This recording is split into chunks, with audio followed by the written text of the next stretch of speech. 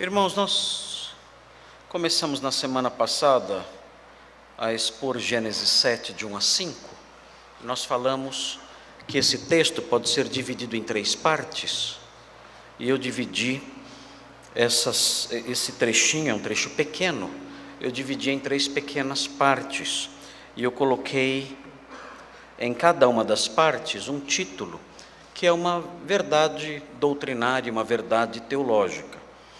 O primeiro título, que emana do primeiro versículo de Gênesis 7, Gênesis 7:1, é Deus salva o justo do juízo. Esse foi o primeiro título que eu dei, a primeira divisão aqui, baseado no versículo 1 de Gênesis 7. Deus salva o justo do juízo. E nós fizemos algumas considerações sobre a expressão, acerca da expressão Noé entrou na arca. E eu disse que essa expressãozinha, essa frase, ela é enfatizada na narrativa. Parece ser um momento muito importante da narrativa, o momento em que Noé e sua família entram na arca. Talvez porque esse seja um momento decisivo na redenção, na salvação de Noé e de sua família. E eu então tracei um paralelo com os irmãos, falando sobre a importância de termos o nosso momento de entrar na arca, de nos vermos livres da possibilidade de sermos alcançados pelo juízo iminente de Deus. Há um dilúvio se formando. O juízo de Deus virá. Nós aprendemos na Escritura que isso acontecerá. Quando nós lemos as páginas das Escrituras e estudamos a escatologia bíblica, nós sabemos que em algum momento da história por vir, o Senhor enviará um novo dilúvio de sua ira, não com água, mas um novo derramamento da sua ira. E há uma forma de nós entrarmos na arca da redenção. Há uma maneira de nós fazermos dessa frase uma frase que compõe a nossa história, em que possamos dizer também: olha, antes da vinda do juízo de Deus, eu entrei na arca. Eu fui salvo do juízo iminente, do castigo iminente. Isso aconteceu na minha vida, e nós falamos sobre a importância de ter esse pequeno detalhe, essa pequena frase, compondo a nossa biografia. Nós podermos dizer: houve um dia em que eu entrei na arca. Outros dizerem: houve um dia em que fulano entrou na arca. Pela fé, se agarrou à cruz. Pela fé, foi protegido pela cruz de Cristo, por estar associado pela fé à cruz de Cristo, foi protegido do juízo vindouro. Então nós falamos sobre essa frase, a frase entra na arca, falamos sobre tu e toda a tua casa, e eu fiz uma pequena digressão, apontando para os irmãos a realidade de que muitas vezes, e isso parece ser uma norma, inclusive neotestamentária, algo presente no Novo Testamento, Paulo diz isso expressamente, que os familiares dos crentes, eles são de algum modo abençoados, mesmo sendo incrédulos, e são abençoados pelo convívio com os crentes. O texto de Paulo, de 1 Coríntios 7, não deixa muito claro de que forma isso acontece, mas nós aprendemos que de alguma maneira especial, de uma forma bastante geral, que o apóstolo Paulo não especifica, em 1 Coríntios 7,14, nós aprendemos que o marido incrédulo é santificado pelo convívio da esposa crente, e vice-versa. E aprendemos que os filhos também são santificados, ainda que isso não tenha nenhum significado salvífico, ninguém é salvo pela fé do cônjuge, ainda assim, essas pessoas são beneficiadas pelo favor de Deus e pelo convívio dos irmãos ali com eles. Nós falamos também que Noé foi encontrado justo. Esse negócio aqui fica caindo. Tem como jeito disso aqui parar? Então, até acabar o sermão, isso aqui vai estar lá embaixo. Você soltou mais, não soltou? Não. Vocês estão me ouvindo bem? Está pegando o som direitinho? Está? Lá atrás estão me ouvindo direitinho? O João Ivo, você quer vir aqui?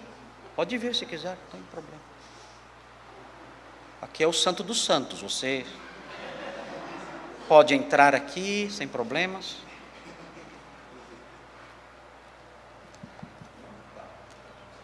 O que você vai fazer agora? Ok. Então pode. Pode, você está todo enfeitado. Você está todo enfeitado com um monte de... Profissional mesmo, né? Okay. Não pode ser muito alto, porque para mim é ruim muito alto. Pode baixar isso. Tem que parar de cair. Mas acho que assim, acho que agora você apertou bem, né? Sim, mas aqui é muito fraco. Aquele é mais forte? Então tá. Desculpem, irmãos, é que aconteceu durante o culto do microfone de mesa parar de funcionar. E essas coisas acontecem, isso ninguém é culpado disso. São equipamentos que acabam quebrando na pior hora, né? Então, ainda bem que estamos em casa aqui, todo mundo espera só um pouquinho que já vai consertar. E qualquer coisa que me distrai, eu prefiro ficar sem falar com microfone nenhum. Eu tiro tudo, jogo tudo. Eu prego em qualquer lugar. Eu já preguei no meio do mato, já preguei, tem gente que acha que não, mas já preguei muito em favela. Bastante, você não tem ideia. Já fui pastor de comunidade, já, para quem não sabe. Oi? Isso. É só trocar? Já preguei dentro de rio, dentro de mar, já preguei em barraco, em choupana, em selva, em tudo quanto é lugar. Não tem problema nenhum. Eu me viro sem nenhum equipamento, não tem problema. Mas se alguma coisa está distraindo, aí eu não consigo pregar. Aí não dá. Se alguma coisa começa a distrair, aí eu não consigo pregar. Eu fico irritado e paro tudo. Oi? É que está falando sobre o microfone, está falando que o senhor prefere assim. Assim é. Assim. Tá bom assim? Eu sinto disso. Acho que tá bom. Tá bom. Garantir. Acho que não cai mais não. Obrigado, João. Obrigado, João. Obrigado, irmão. Obrigado pela sua ajuda. Nós falamos também no ponto 1 sobre Noé ser encontrado justo diante de Deus. E nós aproveitamos essa expressão, ser encontrado justo, para aprender de que modo alguém pode ser considerado e encontrado justo diante de Deus. E nós então caminhamos alguns séculos no desenvolvimento da revelação de Deus. Caminhamos ao longo de alguns séculos no desenvolvimento da soteriologia bíblica, na apresentação dessa soteriologia. E eu mostrei para os irmãos, à luz de Romanos, como pode o homem ser justificado, ser perdoado, ser considerado justo diante de Deus, que é a questão mais importante da vida.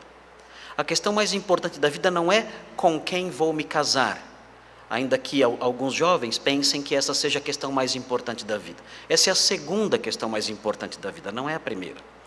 Outros devem pensar em que eu devo me formar, qual é a universidade que eu devo fazer, a faculdade que eu devo fazer. Pensam que talvez essa seja a questão mais importante da vida. Essa não é a questão mais importante da vida, essa é a terceira, talvez, questão mais importante da vida. A questão mais importante da vida é: como eu posso comparecer justo diante de Deus? Essa é a questão mais importante da vida. E se alguém não sabe responder essa pergunta, essa pessoa está correndo um risco terrível. Porque se ela não sabe responder essa questão, é porque ela ainda não é justa diante de Deus. Ela não conheceu o perdão jurídico de Deus, o perdão judicial de Deus, que anula a condenação eterna. Ela não compreendeu ainda isso. E isso é muito preocupante. E nós aprendemos então, no domingo passado, como o homem pode se tornar justo diante de Deus, olhando para esse texto de Gênesis 5:1, conectando esse texto ao ensino de Paulo em Romanos. Então nós aprendemos, olhando o versículo 1, a verdade geral de que Deus salva o justo do juízo. O juízo virá, mas Deus salva o justo do juízo. E hoje vamos caminhar um pouquinho mais nesse trechinho, nesse parágrafo, é um parágrafo, os versículos 1 a 5 formam um parágrafo, e vamos caminhar um pouquinho mais nesse parágrafo, vendo agora os versículos 2 e 3. Talvez eu consiga terminar hoje todo o texto, não sei. Se eu perceber que o tempo está passando, então eu paro e nós continuamos na semana que vem, aí eu termino os 5 versículos, até o versículo 5 na semana que vem. Nós não temos que correr. O importante, irmãos, é que nós aprendamos. Por que é importante nós aprendermos? Porque talvez nós estejamos vivendo uma das épocas da história humana de maior ignorância doutrinária. As pessoas conhecem muito pouco da Bíblia e da doutrina cristã.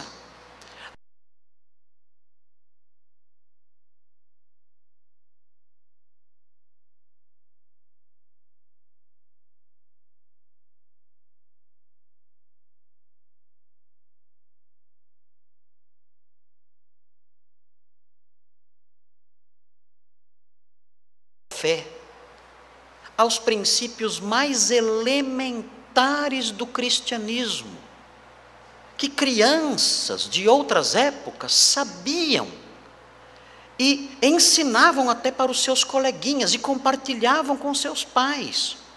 E hoje, quando nós fazemos esses enunciados e apontamos essas coisas e repetimos essas coisas, muitas vezes as pessoas se espantam. Crentes evangélicos que estão lá frequentando uma igreja há 20, 30 anos e não sabem conceitos elementares, básicos, infantis até, do cristianismo.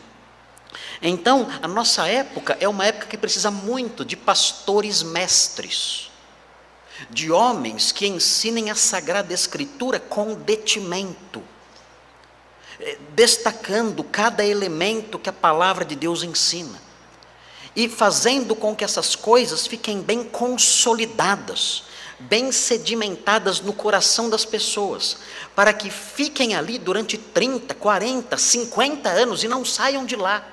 É necessário que seja assim. Por isso nós caminhamos sempre devagarinho com os irmãos. Por isso nós ficamos anos e anos num livro bíblico. Nós estamos estudando Romanos nos cultos pela manhã.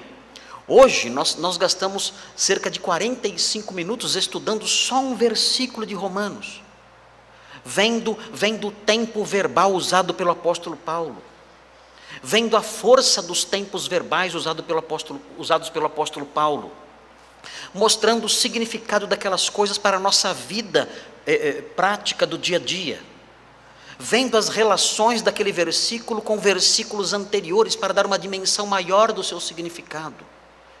Então o objetivo disso é ir injetando na mente dos irmãos verdades bem consolidadas, que façam parte do universo mental permanente dos irmãos, para que num dado momento da vida os irmãos tenham elementos, ferramentas para enfrentar as diversas situações que a vida traz.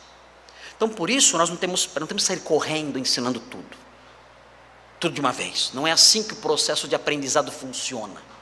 O processo de aprendizado é lento, é devagar. Então, nós vamos caminhando assim, dessa forma. E hoje, então, nós vamos olhar para os versículos 2 e 3, se Deus permitir, caminhamos um pouquinho mais. Até porque eu quero fazer uma pequena digressão aqui hoje também. Mas veja aí o que diz o versículo 2. O versículo 2 fala assim: homem e mulher... Virou a página aqui.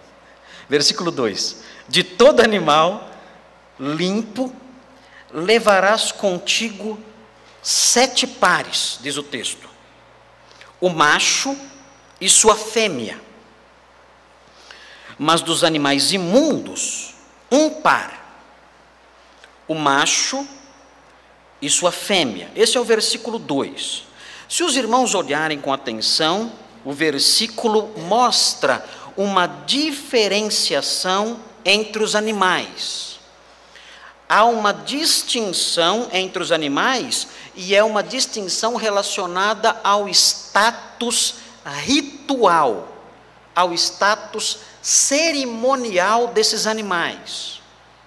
Eles são considerados, eles são descritos, eles são classificados como animais puros ou limpos e animais imundos ou impuros ou imundos. Essa é uma classificação cerimonial. Se os irmãos olharem com atenção, verão que os animais limpos deveriam ser introduzidos na arca em 7 pares. Já os animais imundos, o macho e sua fêmea, somente 1 par. Vocês vão pensar, mas deve ser o contrário. Desculpem, na realidade esse era o que era de se esperar. Os animais limpos, 7 pares. Agora, o que nos pode assustar um pouquinho é o motivo disso. Por que animais limpos, 7 pares? E os animais imundos, 1 par apenas. Por quê? Talvez a explicação esteja no capítulo 8, versículo 20. No versículo 20 do capítulo 8, nós aprendemos o seguinte, o texto diz assim: levantou Noé um altar ao Senhor e, tomando de animais limpos e de aves limpas, ofereceu holocaustos sobre o altar. Agora imaginem se ele tivesse levado só 1 par de animais limpos. Na hora de oferecer holocaustos, pronto, estava extinto o animal. Matava ali os animais limpos, não tinha mais como os animais limpos.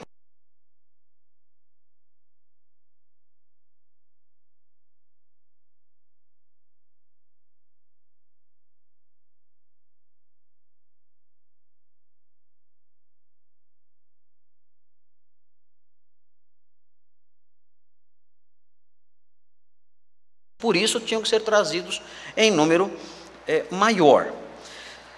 O que chama, no entanto, a atenção aqui, isso é curioso notar nessa narrativa, e é importante que os irmãos prestem atenção nisso, porque parece ser possível detectar no que eu vou dizer agora, um fator importante no ensino de Moisés. O que eu quero dizer?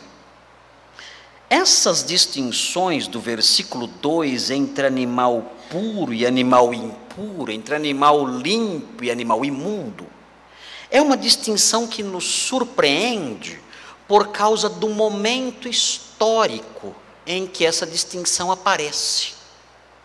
Porque quando nós lemos a história bíblica, nós aprendemos que essa distinção só apareceu na lei de Moisés muitos séculos depois. Só apareceu na lei de Moisés, em Deuteronômio, capítulo 14, é que nós encontramos essa distinção. Como é que Noé estabelece essa distinção aqui? Se ela só surgiu em Deuteronômio séculos e séculos depois. De fato, se os irmãos olharem, Deuteronômio 14, vejam aí, com atenção, esse trechinho, Deuteronômio 14, se os irmãos olharem a partir do versículo 3, o texto fala sobre animais imundos, aqui, no entanto, não só falando sobre a sua relevância cerimonial, mas também algo relacionado à dieta. Animais imundos e animais puros, fazendo uma distinção aí entre aqueles que poderiam ser comidos e aqueles que não poderiam ser usados como alimento. E então Moisés estabelece essa lei a partir do versículo 3 do capítulo 14, ele mostra quais são os animais puros e impuros, quais animais poderiam ser comidos e quais animais não podiam ser comidos. Veja aí: não comerás coisa alguma abominável. São estes os animais que comereis. E aí vem o boi, a ovelha, a cabra. Então, Deus não dá determinações vegetarianas, como ensinam algumas seitas por aí afora. Nem na época da lei era assim. Ele fala que você pode comer boi, ovelha e cabra.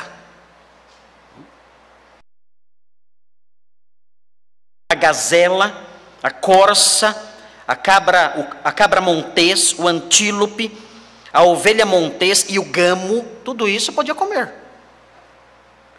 Todo animal que tem unhas fendidas e o casco se divide em dois e rumina entre os animais, isso comereis.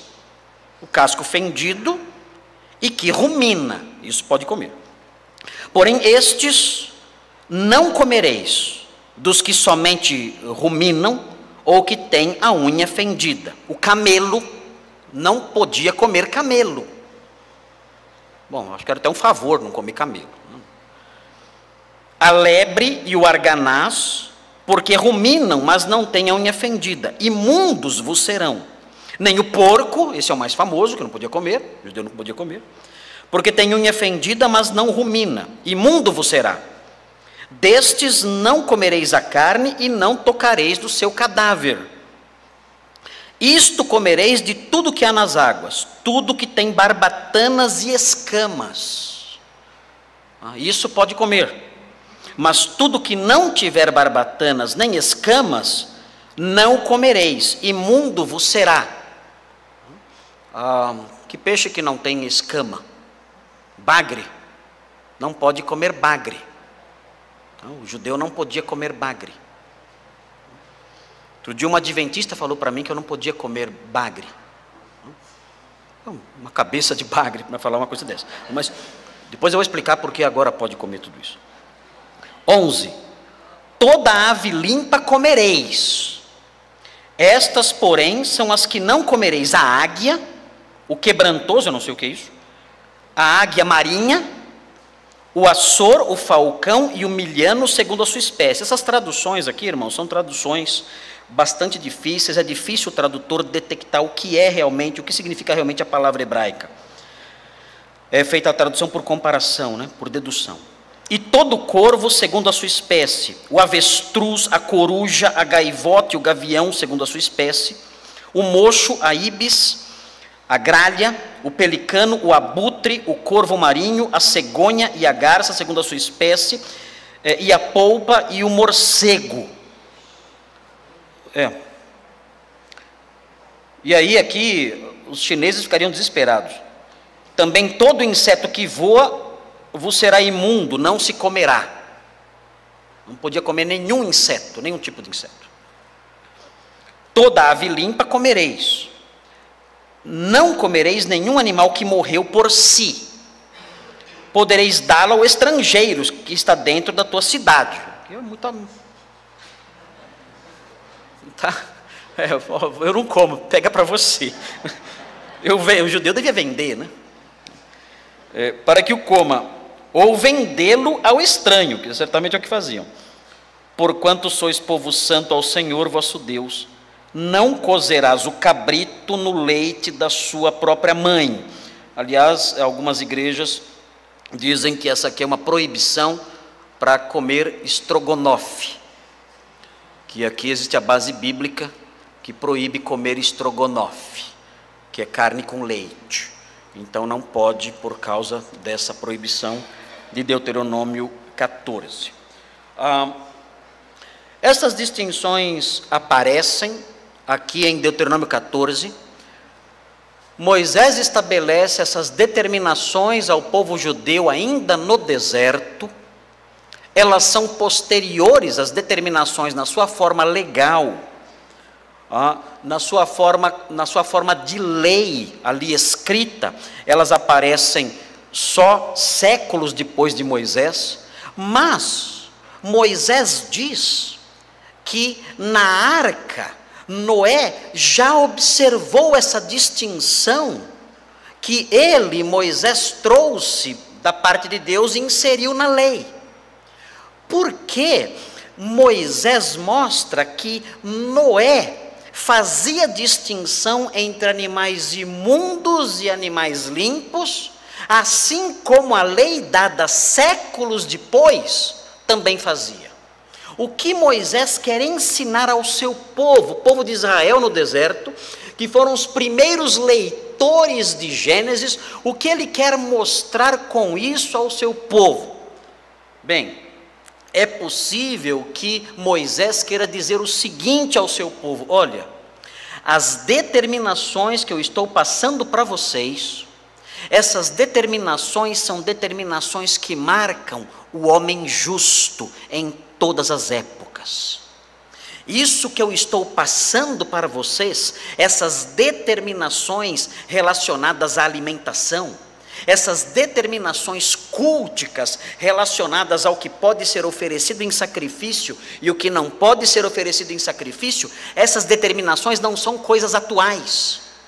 Os homens justos de outrora já observavam essas coisas, de maneira que existe um liame, existe uma conexão entre o povo justo de todas as épocas. Vocês não estão sozinhos na obediência, vocês não estão sozinhos na justiça, vocês não estão sozinhos na prática da vontade de Deus. Na realidade, vocês seguem numa sequência de homens justos que, voltando para trás, remonta até os dias de Noé. Noé observava essas coisas que eu agora ensino para vocês. Noé, o homem justo dos seus dias, estava conectado a vocês pela prática dessas coisas que agora eu ensino vocês a observarem. Então é bem possível que Moisés esteja ensinando, através da menção de animais imundos e limpos, ele esteja ensinando uma verdade teológica importante. E qual é essa verdade? Existe algo em comum entre os homens justos de todas as épocas. Como nós podemos trazer isso para hoje? Como nós podemos encontrar algo que exista em comum entre nós, os justos dos dias de Moisés, e Noé, e Abel? Como nós podemos encontrar um liame, uma conexão que faça com que nós sejamos sucessores desses homens? Nós sabemos que essa conexão não se dá mais pela dieta alimentar. E sabemos que essa conexão também não se dá mais pela oferta de sacrifícios de animais limpos.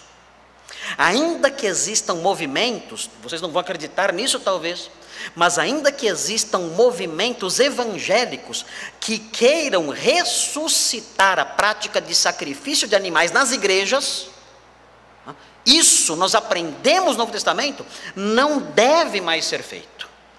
Nós aprendemos que essa prática não é mais a prática que liga os homens justos de hoje aos homens justos do passado.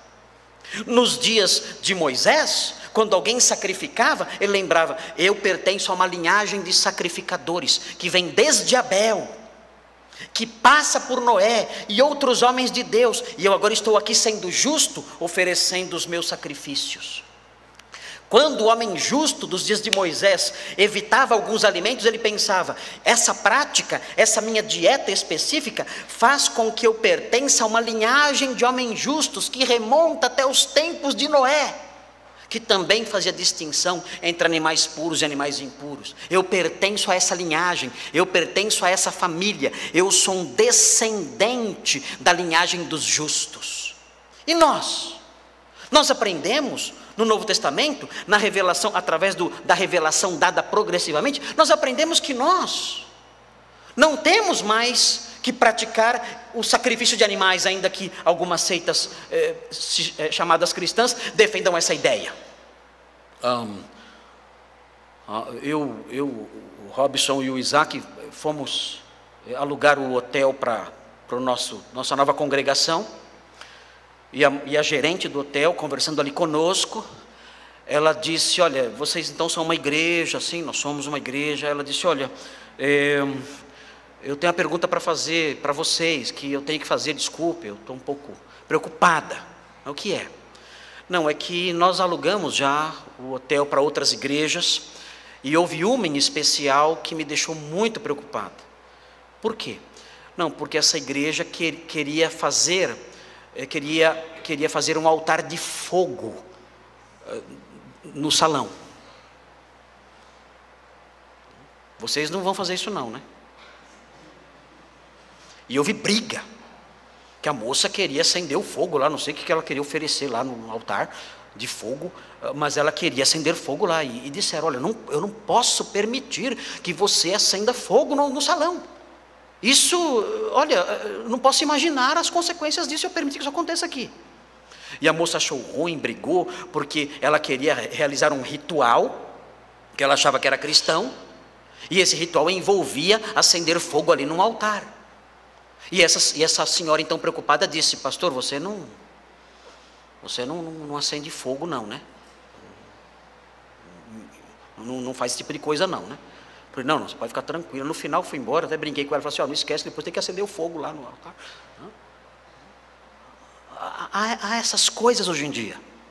Existem essas seitas paracristãs que desfiguram o cristianismo, tentando talvez estabelecer esse liame, essa conexão entre os crentes de hoje e os crentes do passado, mostrando que há uma relação histórica, uma conexão entre os justos que envolve essas coisas. Mas quando nós olhamos para o Novo Testamento, nós descobrimos que isso não mais nos conecta. Não é por essa via que nós estamos conectados. Quando nós olhamos, veja, Hebreus 9, por exemplo, é um texto muito importante, Hebreus 9.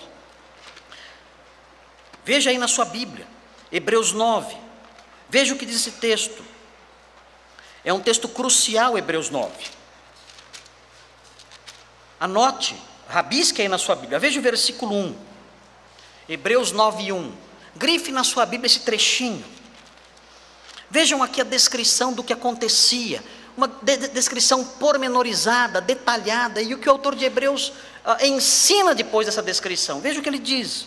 Diz assim: ora, Hebreus 9, 1. A primeira aliança, a aliança mosaica, a aliança da lei, também tinha preceitos de serviço sagrado e o seu santuário terrestre.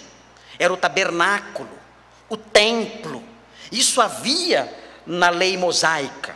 E ele prossegue: com efeito, foi preparado o tabernáculo, cuja parte anterior, onde estavam o candeeiro e a mesa,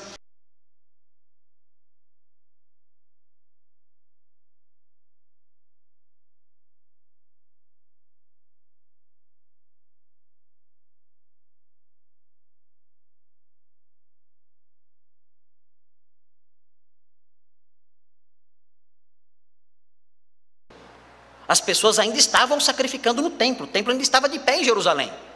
E ele prossegue: por trás do segundo véu se encontra o tabernáculo que se chama o Santo dos Santos, ao qual pertencia um altar de ouro para o incenso e a arca da aliança, totalmente coberta de ouro, na qual estava uma urna de ouro contendo maná, o bordão de Arão que floresceu e as tábuas da aliança. E sobre ela, os querubins de glória, que com a sua sombra cobriam o propiciatório. Dessas coisas, todavia, não falaremos agora pormenorizadamente. Ora, depois de tudo isto assim preparado, continuamente entram no primeiro tabernáculo os sacerdotes. É a descrição do culto judaico. Esse culto não existe mais, é a grande frustração do judaísmo, que não conseguem mais realizar esse culto, porque não existe mais templo, sacerdotes não existem mais, para realizar os serviços sagrados, Mas no segundo tabernáculo, depois do véu,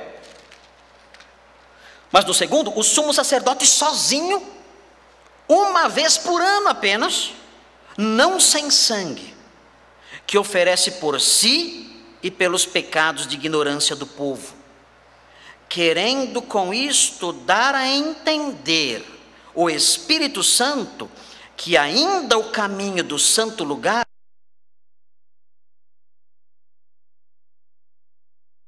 erguido. Havia um sentido didático, acadêmico nisso tudo, mostrando, olha, o acesso a Deus está bloqueado.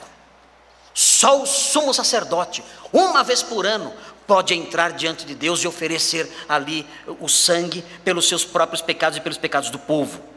Versículo 9, é isto uma parábola, é um símbolo isso, né? Para a época presente, e segundo esta parábola, se oferecem tanto dons como os sacrifícios, embora estes, no tocante à consciência, sejam ineficazes para aperfeiçoar aquele que presta culto, os quais não passam de ordenanças da carne, baseadas somente em comidas e bebidas e diversas abluções impostas até ao tempo oportuno de reforma. Ele diz, olha, essas coisas se relacionam à comida, à bebida, às cerimônias, a rituais, mas isso foi imposto até o tempo da reforma. Que reforma? Que reforma é essa? Quando foi o tempo da reforma? Quando foi o tempo da reestruturação de tudo isso? Quando foi o tempo da transformação?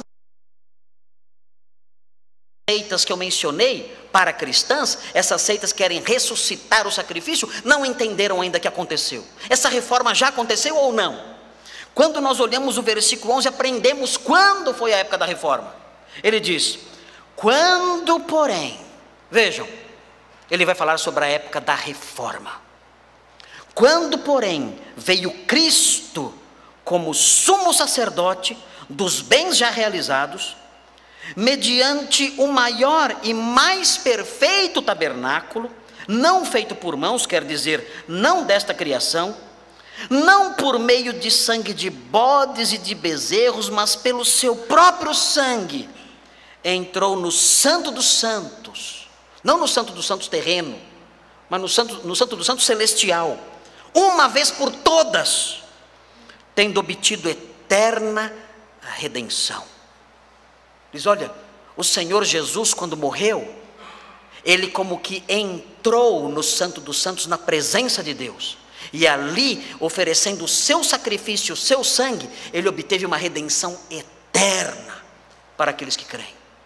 E ele prossegue, portanto, o sangue de bodes e de touros e a cinza de uma novilha aspergidos sobre os contaminados, os santificam quanto à purificação da carne.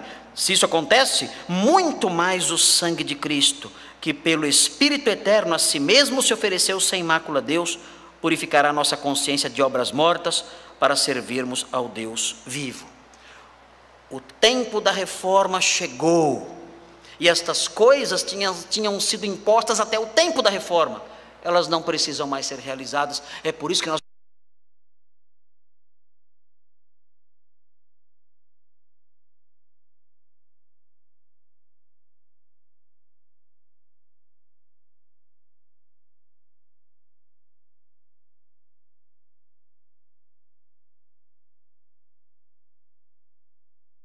hoje, quando nós olhamos para os homens,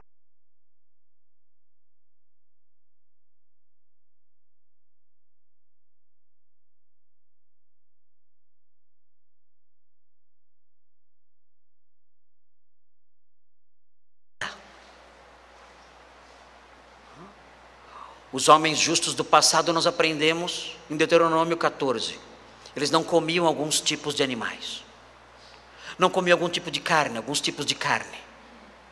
Talvez então seja a dieta que agora nos une aos santos do passado. Então nós não comemos carne de porco, e isso então mostra que estamos conectados a Noé, a Moisés e aos demais homens de Deus do passado.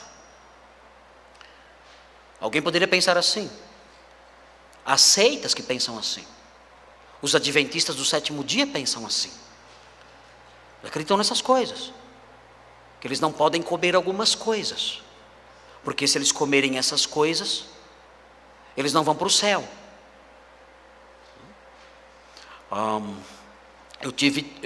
Alguns adventistas negam isso. Dizem, não, a gente nunca ensinou que se comer carne de porco vai para o inferno. Claro que não, porque eles não acreditam no inferno. É óbvio que eles não vão dizer que vai para o inferno, porque não acreditam no inferno. Mas eu tive parentes adventistas. Eu tive tios adventistas. Eles iam na minha casa. E meu pai, que os irmãos conhecem, com todo o tato que ele tem, comprava presunto. Com todo o tato do seu Fernando. Dizia, come aí, homem. Eles diziam, não, eu não posso comer isso. Meu pai dizia, então se você comer, você não vai ser salvo. Não, se eu comer, eu não vou ser salvo. Essa era a afirmação daquelas pessoas. Muitos criam nisso. E ainda creem nisso hoje.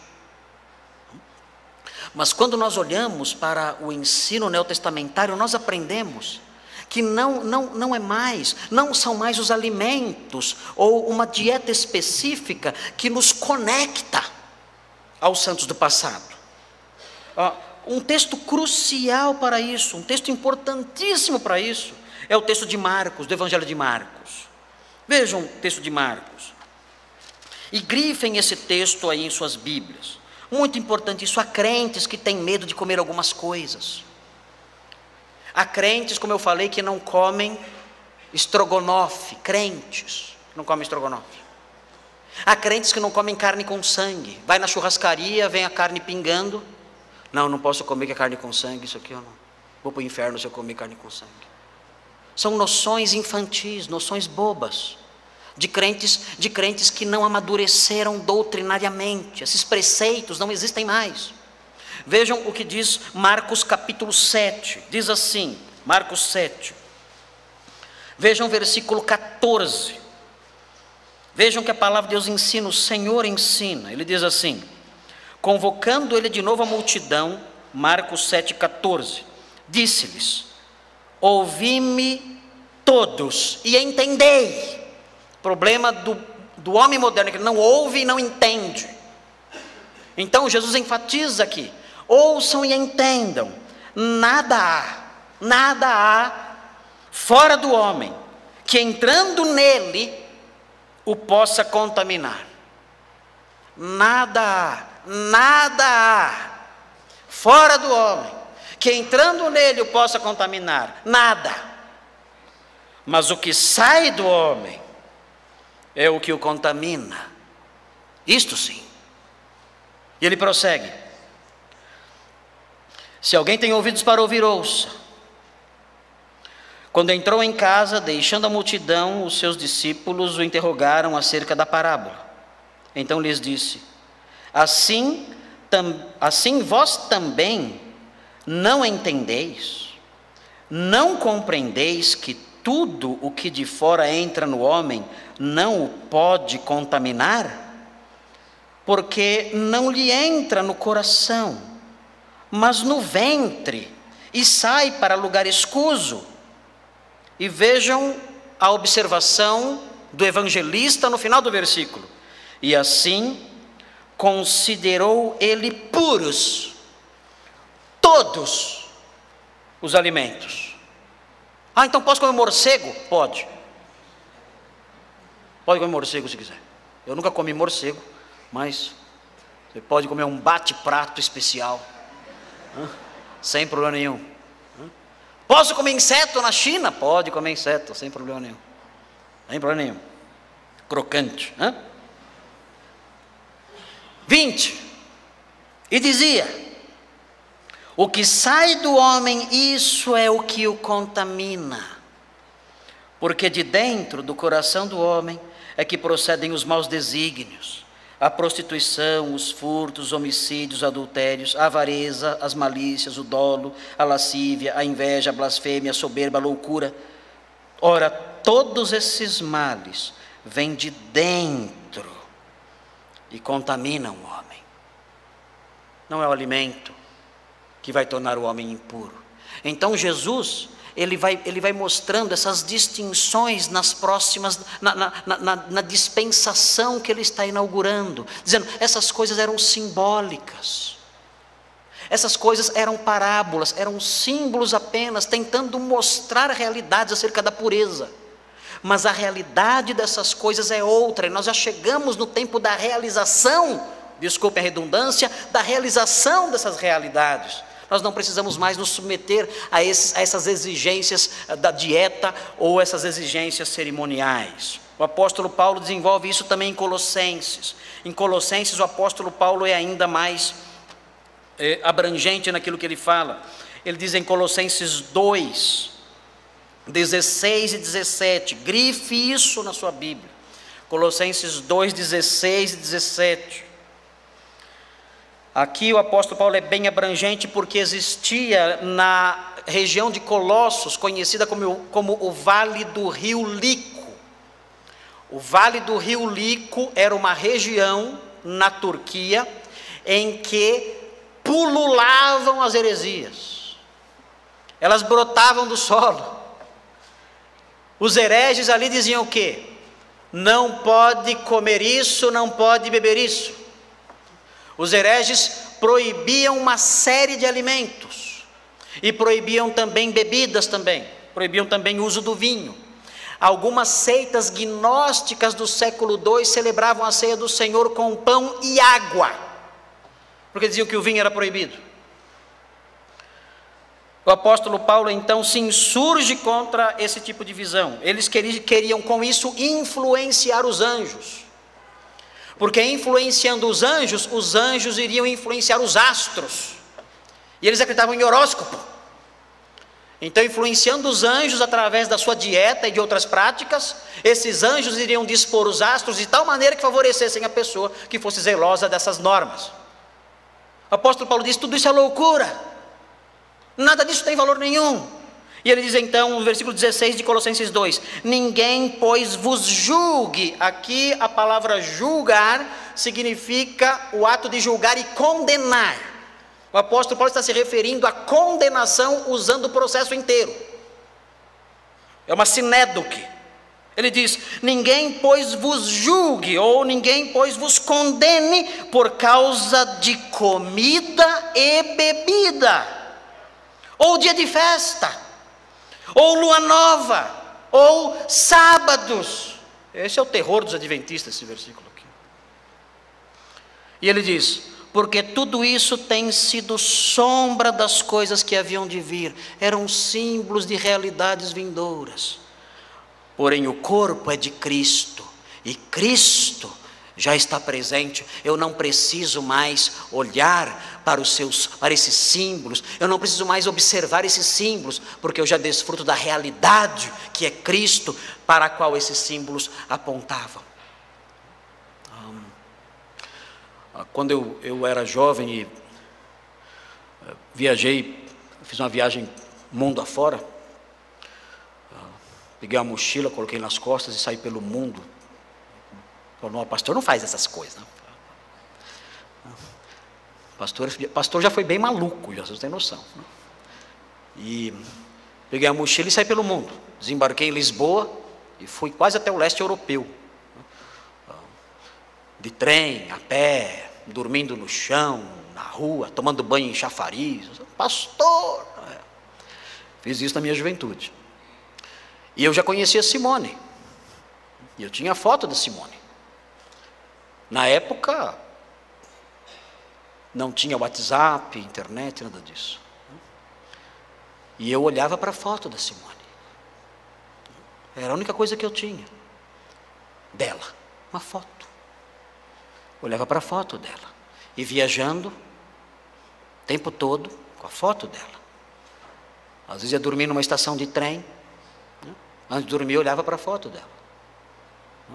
Era garota, não namorava ainda, estava tentando namorar a Simone. Se você não me quiser, eu desapareço no mundo. Ninguém nunca mais vai me encontrar. Não, eu não fiz isso não. Mas quando eu voltei, e eu encontrei a realidade que a foto representava, eu não precisava mais dar beijinhos na foto. Eu podia dar beijinhos na realidade. A foto eu não preciso mais. Posso até guardar a foto de lembrança, até por respeito, mas agora eu desfruto da realidade que a foto apontava. Essas coisas, diz o apóstolo Paulo, quando ele se refere a esses rituais, essas coisas eram símbolos, eram fotografias, sombras, reflexos apenas, imagens pálidas da realidade. Nós não precisamos mais dessas coisas. Nós agora desfrutamos da realidade que essas coisas representam.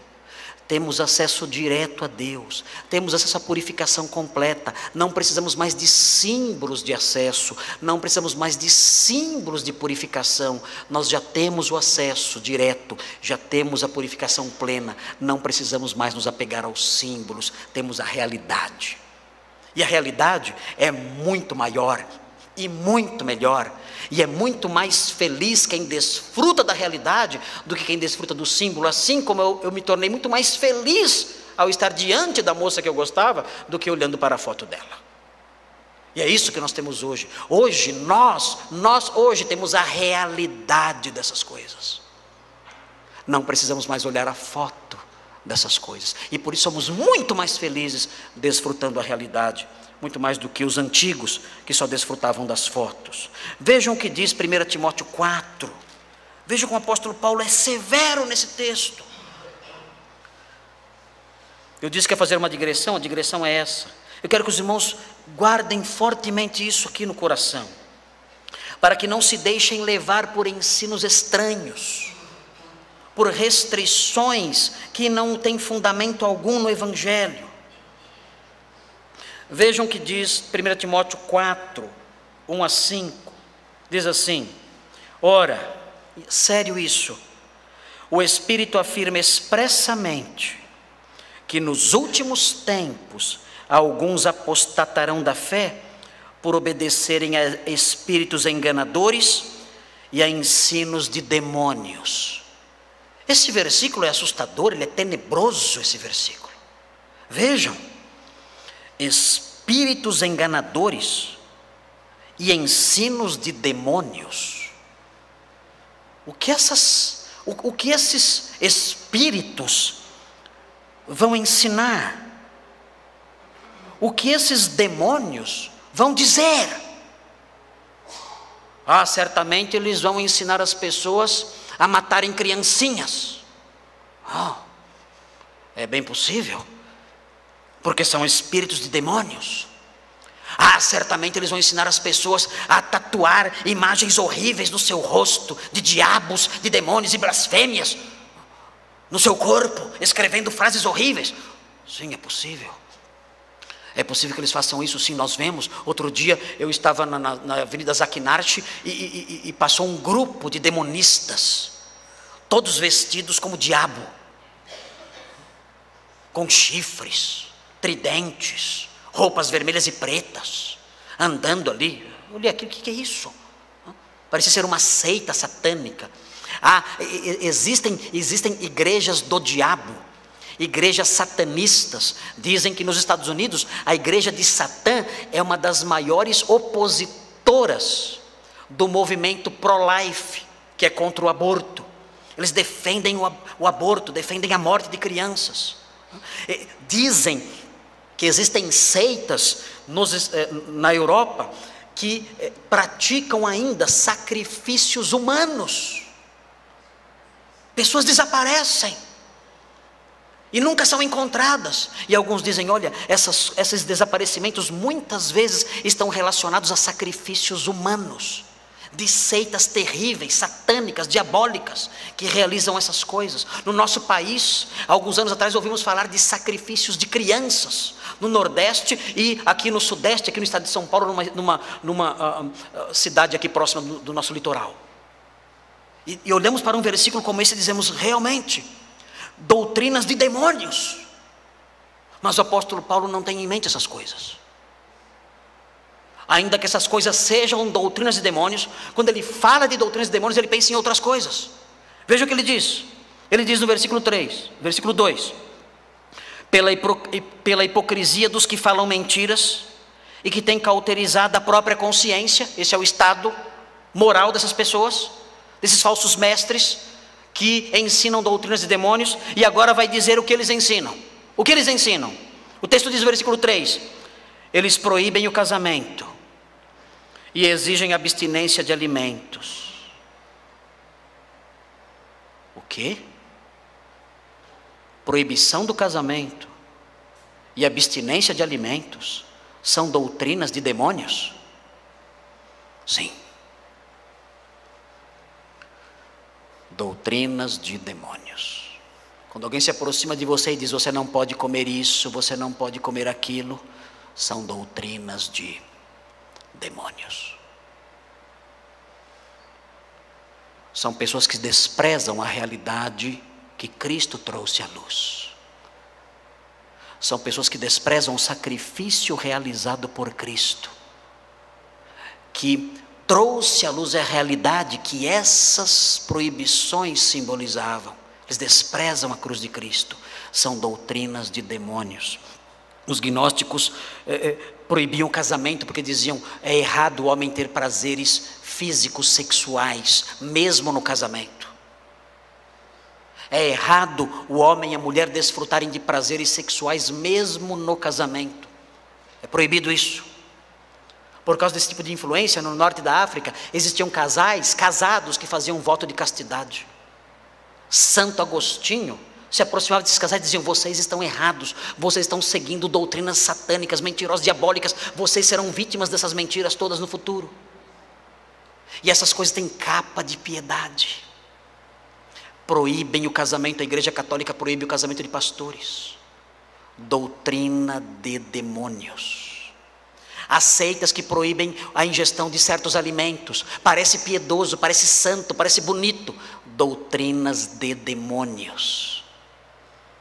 E Paulo diz, na sequência, que Deus criou todas as coisas para serem recebidos com ações de graças pelos fiéis e por quantos conhecem plenamente a verdade. Ele diz no versículo 4: pois tudo que Deus criou é bom e recebido com ações de graças, nada é recusável, porque pela palavra de Deus e pela oração é santificado. Então eu vou comer presunto. Ah, é do diabo. Não. Deus fez o porquinho.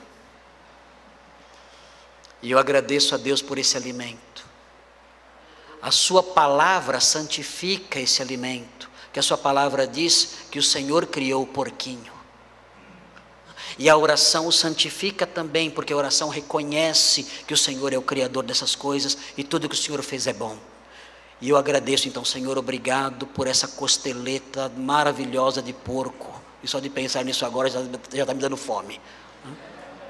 Obrigado por essa costeleta suculenta. Obrigado por esse lanche de presunto. E quando eu agradeço por isso, esse alimento é santificado. E eu como dele com ação de graças. E sou sustentado por ele, porque o Senhor o abençoa na minha vida. Não preciso me apegar às prescrições de outrora. Hebreus 13:9. Veja Hebreus 13:9.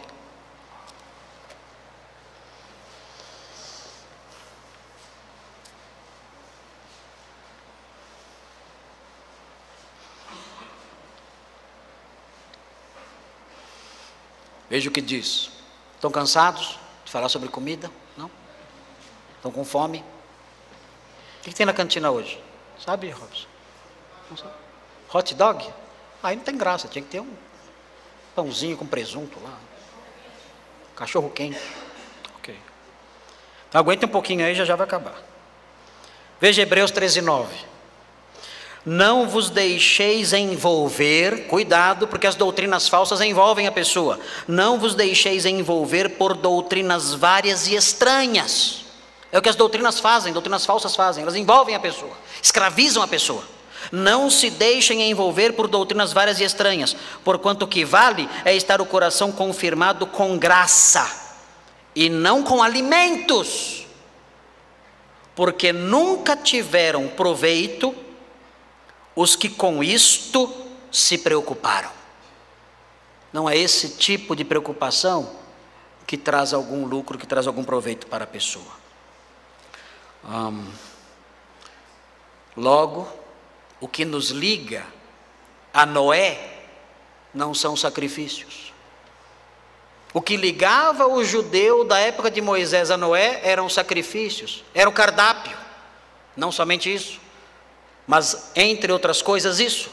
Mas nós não estamos ligados a Moisés, não estamos ligados a Noé pelo cardápio, nem pelos sacrifícios. Mas Moisés mesmo assim insiste em destacar que há um liame conectando os justos de todas as épocas. Então o que nos une a esses homens? O que nos une a Noé? O que faz de Noé o meu ancestral na justiça? O que faz de Moisés o meu ancestral na piedade, na família de Deus? O que faz com que eu pertença à sua árvore genealógica espiritual? E nós aprendemos o que nos liga em Hebreus 11:7, um texto que nós já lemos aqui, mas eu quero destacar aqui para os irmãos, encerrando a nossa reflexão desta noite. Hebreus 11:7, que mostra o que nos conecta, mostra o que faz com que eu e Noé, você e Noé, estejam conectados, estejam dando as mãos, ainda que séculos, milênios os separem. Hebreus 11:7 diz assim: pela fé Noé, divinamente instruído acerca de acontecimentos que ainda não se viam, e sendo temente a Deus, aparelhou uma arca para a salvação de sua casa, pela qual condenou o mundo e se tornou herdeiro da justiça que vem da fé. Agora eu entendo o que me conecta a Noé. Noé foi um homem de fé. Ele creu em Deus, e isso fez com que ele se tornasse herdeiro da justiça.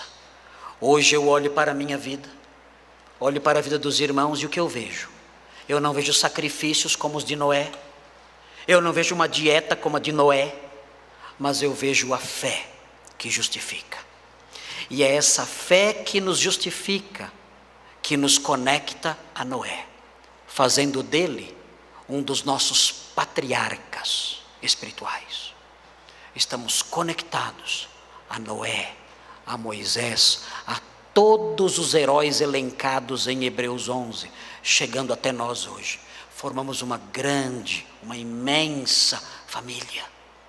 A família dos homens que estão conectados pela justiça que vem da fé. E sendo os homens conectados, juntos, unidos, ao longo dos séculos, pela justiça que vem da fé, nós todos, como Noé, seremos libertos do juízo vindouro. E a grande pergunta que surge a partir disso é: você pertence a essa linhagem piedosa? Você pertence à família da fé? Você tem Noé como seu ancestral? Você é descendente espiritual de Abel? Você é descendente espiritual dos heróis da fé de Hebreus 11? Ou não? Se você não pertence a essa família, não está conectado a eles, a essas pessoas, por esse liame que é a justiça que vem da fé, você também não participará do livramento do juízo. Essa é a grande questão nesta vida. Eu pertenço à linhagem da fé ou não? Eu tenho em Abel, Noé, Moisés e os profetas. Eu tenho em Paulo, os demais apóstolos, os demais homens de Deus do Novo Testamento. Eu tenho neles os meus ancestrais ou não? Eu pertenço a essa linhagem ou não? Essa é a grande questão que o homem de hoje tem que responder. O texto continua. O versículo 2 mostra essa tentativa que Moisés faz de conectar Noé aos homens do seu tempo, aos piedosos do seu tempo.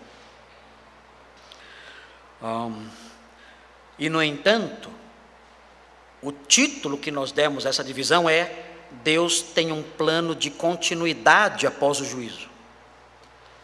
E não chegamos ao pedacinho do texto que fala sobre isso. Essa é a segunda verdade teológica. Deus tem um plano de continuidade após o juízo. Isso está presente nos versículos 2 e 3. Mas eu não consegui falar sobre isso, porque fiquei falando sobre carne de porco. O que eu faço agora? Continuo ou paro? Não sei o que eu faço agora. Bom, estão cansados, né? Cansados. Estão cansados? Fala a verdade.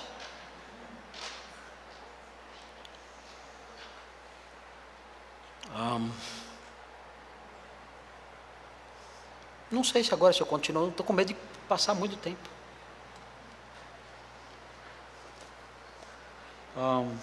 Bom, eu vou só mencionar e vou parar. Vou só mencionar e na semana que vem eu entro mais profundamente no texto do versículo 3. Versículo 3 fala assim, 7:3. Também das aves do céu 7 pares, macho e fêmea, para se conservar a semente sobre a face da terra. O que nós temos aqui?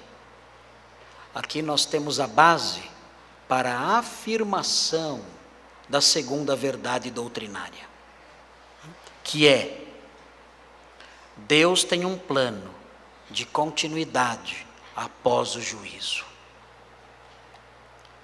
Depois de tudo destruído, Deus não quer pôr um ponto final.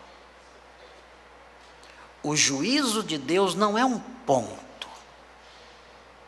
O juízo de Deus é uma reticência, é assim que fala? O juízo de Deus são reticências. São 3 pontinhos. Há uma continuidade. Esse versículo é um versículo de reticências. Ele está dizendo: depois de tudo, depois de tudo, eu vou continuar. Não pensem que essa aventura vai acabar. Não vai.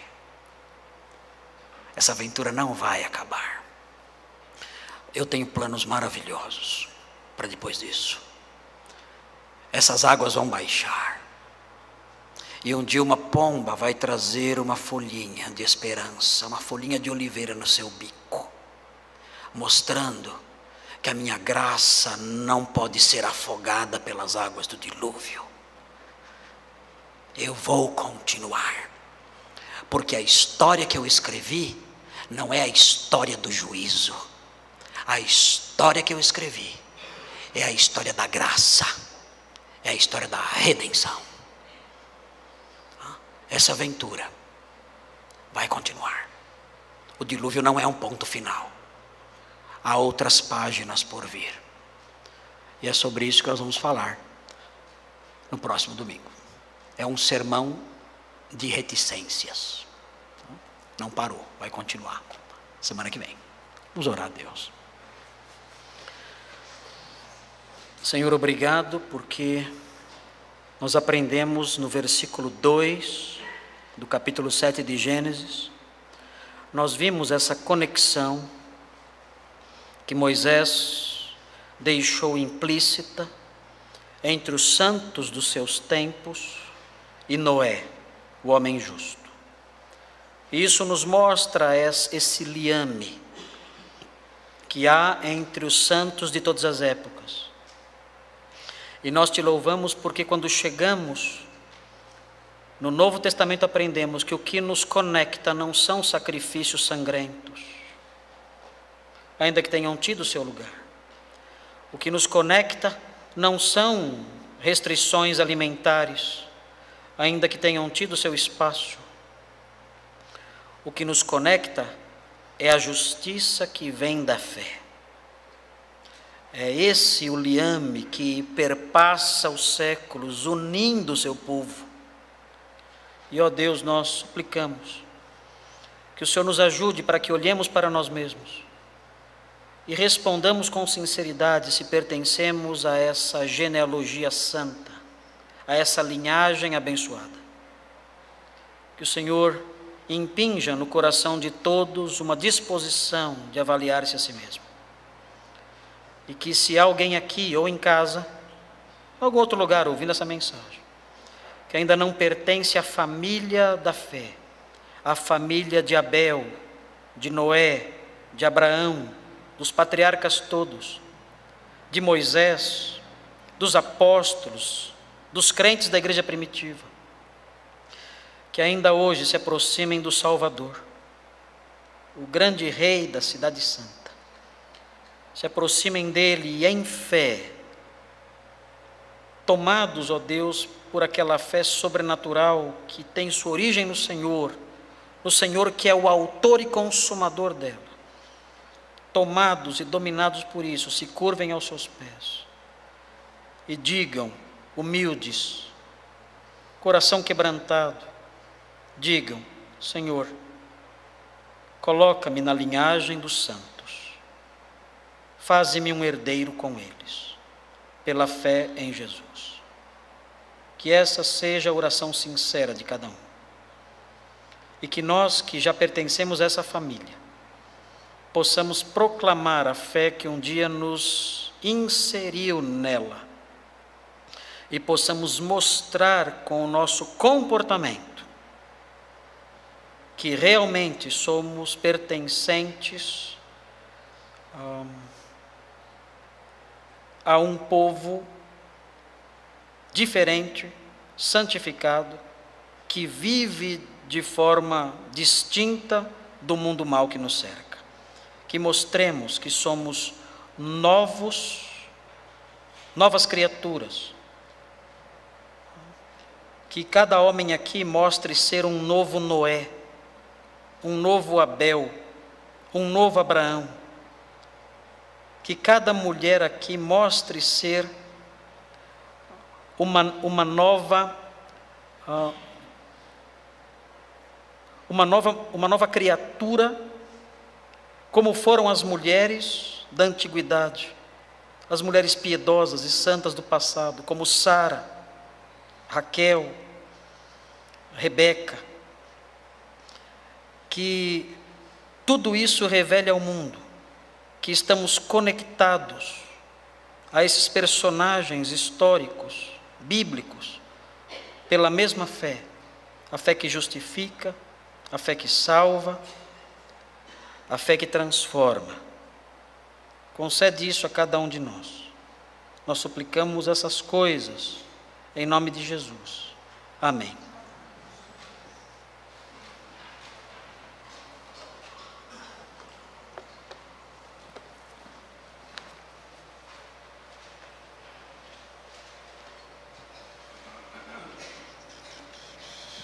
Vamos nos colocar em pé.